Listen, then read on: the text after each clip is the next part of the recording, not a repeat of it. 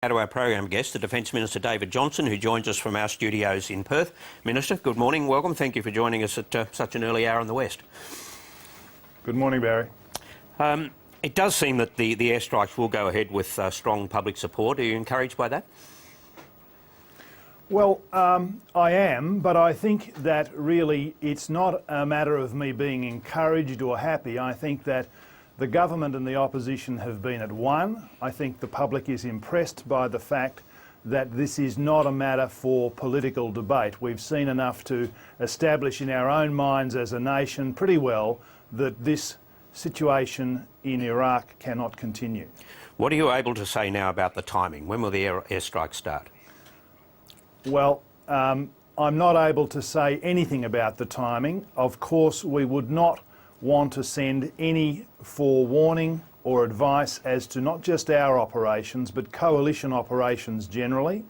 These are matters that are sensitive, they're very important. We are putting people in harm's way. We will do so with the appropriate levels of security.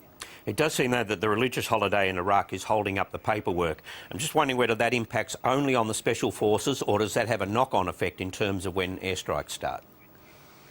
Well, it only relates to our special forces who are in an advise and assist role. They would be back at battalion level in the headquarters so that Americans, Canadians and others are on the ground now. We are looking to augment and assist them, but you know, our airstrike situation is firm. We have our legal authorities and we are ready to go. So it's not a situation where you don't want the planes to go into action without these people being on the ground. They're not there to protect pilots who might go astray, for example? No. Okay. That's entirely correct. The planes are ready to go. Our risk assessments have been done. I'm very, very pleased with the way the Australian Defence Force has mobilised and deployed. We are pretty autonomous in the way we go forward these days with tankers, with our early warning air command and control aircraft. So, you know, we're making a vital contribution on the air side, and we'll continue to make a vital contribution down on the ground as soon as we can. Now, all operations are unpredictable. It seems this one, though, perhaps more than others. What is your best guess about how long Australia might have to stay engaged? Well, look, I've been talking to our generals on the ground in the Middle East.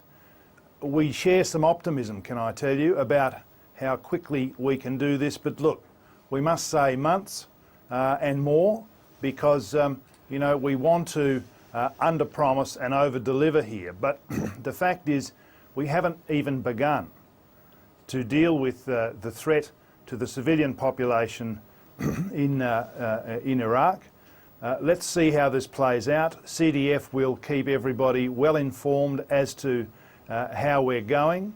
It won't be daily, it may not even be several days, but there'll be a regular period of time where we update everyone on how things are going. But putting a timeline on it is very much in the realms of looking into the crystal ball at the moment. But what drives the optimism that you referred to? Well, this organisation has culminated in a number of cities a long way from where their supply lines originate, and that's back in Syria.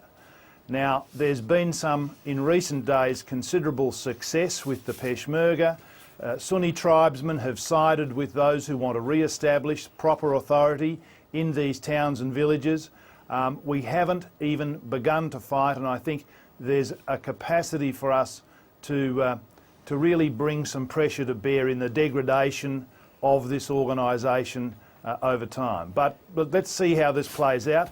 You know, we're quietly confident that we have the knowledge, the skill, the ability as a coalition to really start to rein in the sort of rampant behaviour that has gone on in particularly the north and western parts of Iraq. David Kilcullen, who is an expert on counterinsurgency and once advised General Petraeus in Iraq, wrote in The Australian yesterday that the IS numbers are growing and alarmingly so. Is that as you understand it? Look, I'm not sure about that. We're saying 20 to 30,000. One of the aspects of all of this, Barry, is the delegitimisation of this organisation. And as I say, we haven't begun. Once we start to deal with them, once we start to assist and to give confidence to the Iraqi security forces, I think people will realise that serving and fighting with ISIL, or Daesh as our Middle Eastern friends call them, has no real future. What was disturbing though about Kilcullen's numbers, and he was quoting Western intelligence, is that the numbers were 5,000 in January, 8,000 in June, 15,000 a month ago and 30,000 today, and there's been airstrikes going on for 2 months. Well, yes, that's true, but they've been airstrikes that have been called in largely by the Iraqis. There has not been the sort of level of planning, command and control that the coalition will bring to bear. Are they now, though, harder to find and therefore harder to fight, in the sense that they were once out in the open with their tanks, and now they're adopting guerrilla tactics and they're embedded in the cities? That, Barry, is a very, very important perspective. They're extremely adaptive. And Kilcullen, who I respect enormously and listen to everything he says, because I think he is one of the great authorities on counterinsurgency particularly, he's acknowledged that it's going to get more difficult before it gets more easy. Now look, we acknowledge that. This is not going to be an overnight event, but we do have a lot of experience. We've got extremely good people on the ground and in the air who know exactly what needs to be done. And I think that there is a campaign, quite a long campaign in front of us. But as I say, I'm quietly confident that we'll be able to degrade, delegitimise certainly, and really undermine the capacity of this organisation to do what it's done to this point in time. If they are, though, embedded in the city, of course, that could risk thousands of civilian lives. Explain the red card system and how that might apply to Australia. Well, we have rules of engagement that I'm not going to go into the great detail of, but may I say Australia sees civilian casualties and the management of our lethality as being something that is a first priority in terms of its compliance with international law.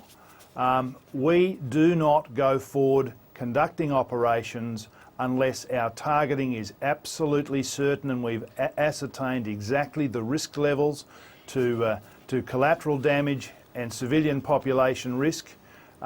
We are probably one of the most restrictive in the way we do our business. May I say we're one of the most professional. This aspect of our operations is at the forefront of our mind.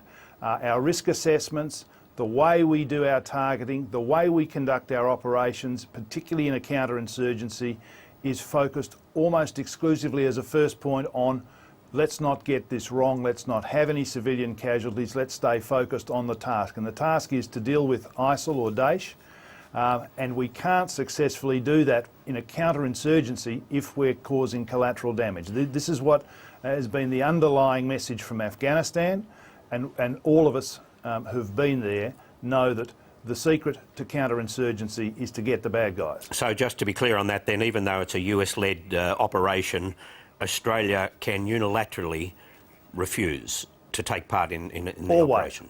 Yep. Always. Australia can unilaterally refuse to adopt a target, to adopt operations where we perceive that the risk to civilians is too high. Now, of course, and I think you've explained how important too the operation on the ground will be, but what if it proves that the Iraqi armed forces are simply not up to it? Well, I don't think that's the case, Barry. I was in Baghdad last week. There are pockets of very, very efficient, highly professional and highly capable Iraqi security forces. We're going to leverage off that capacity, bring them forward, give them the confidence, provide the logistics, the planning and all of the things they need to actually recover the security of their country. Now, they're a little bit disjoint. They've been allowed to run down. In discussions with the Prime Minister in Iraq, I've told him that this is a fight the Iraqis must fight. We will support them, we will help them. In discussions with Secretary Kerry and Secretary Hagel, this is our plan. We will augment and support them, we'll advise and assist, but we will not fight the fight for them. Because again, to quote Kilcullen, he says the Iraqi army is in disarray. They retreat when they can and get slaughtered when they can't. Are you saying that the advisors on the ground can turn that around? Yes, I am. I think we can turn that around. We wouldn't be undertaking this mission. We wouldn't be, as a coalition, providing the advice and assistance that we are if we thought it was futile. Now, we think that there are, the counterinsurgency service of the Iraqi security forces is very capable and very good, and we'll be working with them more than likely. And we are optimistic that we can put them up in a position where they can resecure many of these towns. And of course, overlaying all of that, the new government will have to try and unite Sunnis, the Shia and the Kurds. That too is a complicated process. And that is, Barry, I'm glad you raised that, because that is the message that we have all been taking. My colleagues from the coalition, defence ministers, secretaries of state, foreign ministers, make the point to Prime Minister Al Abadi, you must be inclusive. This is about your country. It's not secular interests at play here. You've got to secure the whole country, and so that you have to be even-handed and indeed acknowledging that one of the reasons for the problem that Iraq is now confronting is that has not been the case in the recent past. Minister, appreciate your time this morning. Thank you. Thank you, Barry.